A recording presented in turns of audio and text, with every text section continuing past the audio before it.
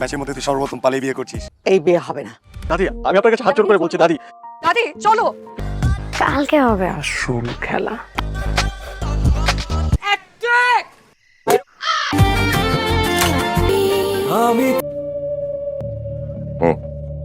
খোঁজ খবর নিয়ে যতটুকু জানতে পারছি, কিন্তু দখল করতে হইলে তো শক্তি লাগবে। শক্তি যার, পুরা শহরের দখল তার। সময় বদলায়। দুটো পক্ষ থাকবে, একটা বর পক্ষ, একটা কনে পক্ষ। এটা কি মেয়ে পটানোর নতুন ট্রিক্স? আপাতত এটা রাখো।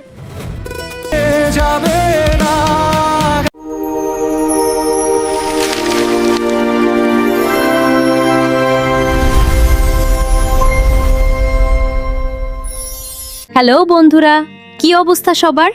আশা করি সবাই ভালো আছেন। আপনাদের সবাইকে স্বাগত জানাই আমাদের নুরি স্টোরি ক্লাব ইউটিউব চ্যানেলে। আজকে আমরা কথা বলবো অমর প্রেম নাটকটির অত্যন্ত হৃদয়স্পর্শী এবং রোমাঞ্চকর এপিসোডটি নিয়ে। তাহলে চলুন শুরু করা যাক। গল্পের শুরুতেই আমরা দেখতে পাই এক দমবন্ধ করা থমথমে পরিস্থিতি। পরিবারের সবার অমতে বিয়ের পিঁড়িতে বসতে নারাজ একটি মেয়ে।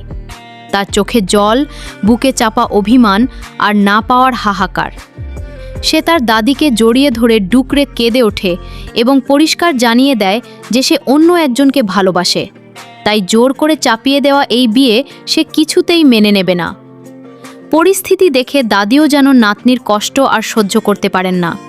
তিনি তাকে এক অদ্ভুত অথচ সাহসী পরামর্শ দিয়ে বসেন। সিনেমার গল্পের মতো তাকে ভালোবাসার মানুষের হাত ধরে পালিয়ে যাওয়ার বুদ্ধি দেন দাদি। নতুন এক সুন্দর জীবনের স্বপ্ন বুকে নিয়ে মেয়েটি বাড়ি থেকে বেরিয়ে পড়ে। কাজী অফিসে তখন এক অন্যরকম আনন্দের আমেজ। ভালোবাসার মানুষটিকে চিরতরে আপন কাপন করে পাওয়ার আশায় ছেলেটির চোখে মুখে তৃপ্তির হাসি। দাদি যখন ছেলেটিকে জিজ্ঞেস করেন সে তার নাতনিকে সারা জীবন বুকে আগলে রাখতে পারবে কিনা, ছেলেটি অত্যন্ত আত্মবিশ্বাসের সাথে কথা দেয় যে যে কোনো ঝড় তুফানে সে মেয়েটির পাশে ঢাল হয়ে দাঁড়িয়ে থাকবে।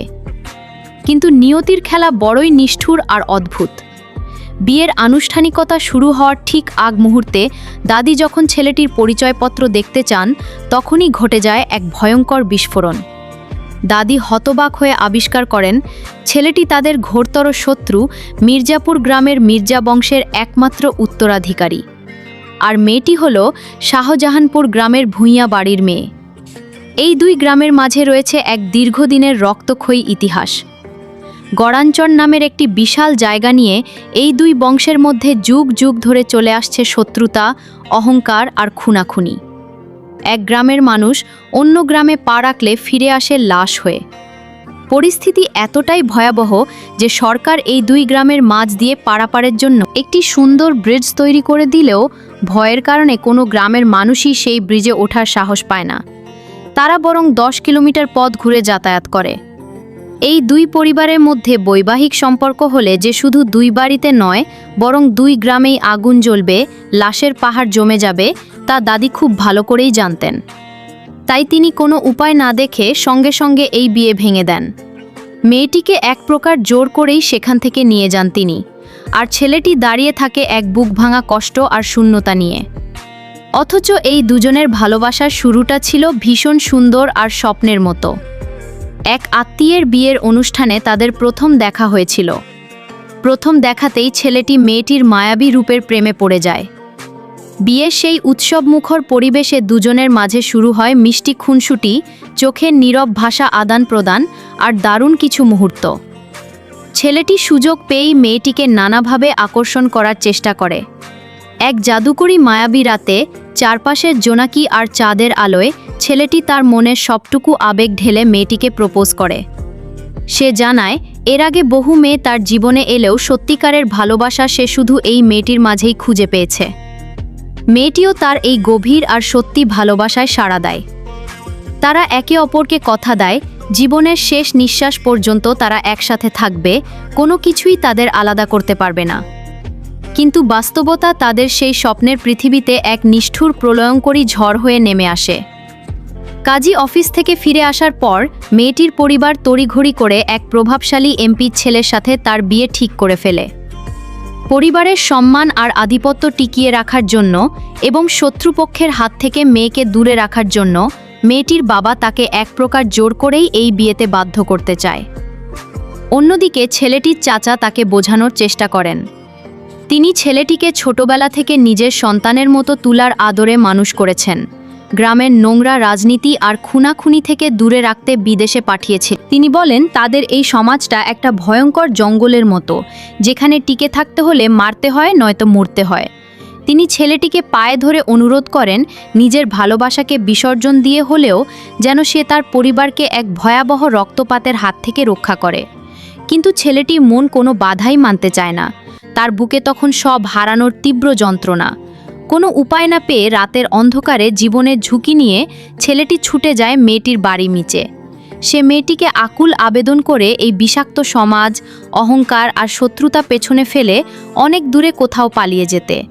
মেয়েটি প্রথমে প্রচণ্ড ভয় পায়, কারণ তার বাবা জানতে পারলে ছেলেটিকে সাথে সাথে মেরেই ফেলবে। কিন্তু ছেলেটির চোখের জল আর বুক ফাটা কান্না সে উপেক্ষা করতে পারে না। সে রাজি হয় সব কিছু ছেড়ে ভালোবাসার মানুষের হাত ধরতে। সিদ্ধান্ত হয় রাত 2টায় তারা গ্রামের রাস্তার ধারের সেই পরিচিত গাছতলার নিচে দেখা করবে এবং চিরতরে অজানার উদ্দেশ্যে পাড়ি জমাবে। ছেলেটি বুকভরা আশা নিয়ে মাঝরাতে সেই গাছতলায় অপেক্ষা করতে থাকে। কিন্তু বিধাতা হয়তো তাদের এই মিলন কপালে লিখে রাখেননি। মেয়েটির পালানোর পরিকল্পনা কোনোভাবে তার বাবার কানে পৌঁছে যায়। বাড়িতে শুরু হয় তুমুল অশান্তি আর নির্যাতন। বাবার বকাঝকা আর প্রচণ্ড মানসিক চাপের মুখে মেয়েটি হঠাৎ করেই অসুস্থ হয়ে পড়ে এবং বমি করতে শুরু করে। আর ঠিক তখনই তার বাবা এক জঘন্য ভুল ধারণা করে বসে। সে ভাবে মেয়েটি হয়তো অবিবাহিত অবস্থায় গর্ভবতী হয়ে পড়েছে এবং এই সন্তান ওই শত্রুপক্ষের মির্জা বংশের ছেলের। নিজের মিথ্যা সম্মান, অহংকার আর ইগোতে অন্ধ হয়ে বাবা এক ভয়ঙ্কর সিদ্ধান্ত নেয়। সে রাতেই মেয়েটিকে জোর করে এলাকার এক ছোটখাটো ক্লিনিকে নিয়ে যায় তার বাবা। বন্দুকের ভয় দেখিয়ে সেখানকার অনভিজ্ঞ ডাক্তারকে বাধ্য করে তখনই মেয়েটির গর্ভপাত করার জন্য। ডাক্তার বারবার অনুনয় করে বলেন যে তাদের কাছে পর্যাপ্ত যন্ত্রপাতি নেই, এটি একটি বড় অপারেশন এবং মেয়েটিকে শহরের কোনো বড় হাসপাতালে নিয়ে যাওয়া উচিত। কিন্তু অহংকারী বাবা কারো কোনো কথাই শোনে না। তার একটাই কথা, আজ রাতেই এই কলঙ্ক মুছে ফেলতে হবে। জোরপূর্বক সেই অপারেশন শুরু হয়, আর তখনই বেরিয়ে আসে এক মর্মান্তিক আর হৃদয় বিদারক সত্য। মেয়েটি আদৌ গর্ভবতী ছিল না, তার পেটে ছিল একটি বিশাল আকৃতির টিউমার। ভুল অপারেশন আর অপর্যাপ্ত চিকিৎসার কারণে মেয়েটির অবস্থা মুহূর্তের মধ্যেই সংকটাপন্ন হয়ে পড়ে। মৃত্যুর কোলে ঢলে পড়তে থাকে সে। ডাক্তার আফসোস করে মেয়েটির বাবাকে বলেন যে তার এই জেদ, অহংকার আর মূর্খামির কারণেই আজ তার নিজের মেয়ে মৃত্যুর মুখে ঢলে পড়ছে। অন্যদিকে গাছতলায় নতুন জীবনের অপেক্ষায় থাকা ছেলেটির ওপর নেমে আসে আরেক নারকীয় তাণ্ডব। মেয়েটির বাবার পাঠানো একদল হিংস্র গুন্ডা সেখানে উপস্থিত হয়ে ছেলেটিকে নির্মমভাবে আঘাত করতে থাকে। রক্তের বন্যায় ভেসে যায় ছেলেটির শরীর। ভালোবাসার মানুষটিকে নিয়ে নতুন জীবনের যে স্বপ্ন সে দেখেছিল তা নিমেষেই ধুলোয় মিশে যায়। গল্পের শেষ পরিণতি দর্শকদের হৃদয়কে একেবারে দুমড়ে মুচড়ে দেয়। দুই জায়গাতে মৃত্যুর প্রহর গুনতে থাকে দুটি নিষ্পাপ প্রাণ। শেষ মুহূর্তে তারা যেন আত্মিকভাবে একে অপরের সাথে যুক্ত হয়ে যায়।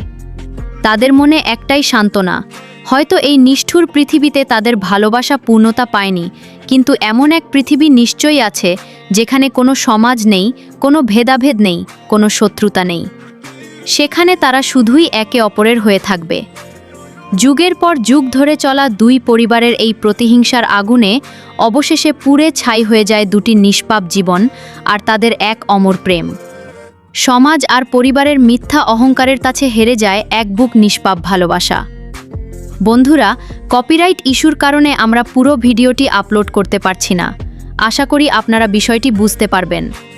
আমাদের পরবর্তী এপিসোড সবার আগে পেতে এখনই সাবস্ক্রাইব করুন আমাদের নুরি স্টোরি ক্লাব ইউটিউব চ্যানেলটি। ভিডিওটি ভালো লাগলে অবশ্যই লাইক, কমেন্ট ও বন্ধুদের সাথে শেয়ার করবেন। আমরা প্রতিদিন সন্ধ্যা 7টায় নতুন নাটকের এপিসোড ভিডিও আপলোড করি, তাই নিত্য নতুন সব গল্পের আপডেট পেতে সবসময় আমাদের সাথেই থাকুন।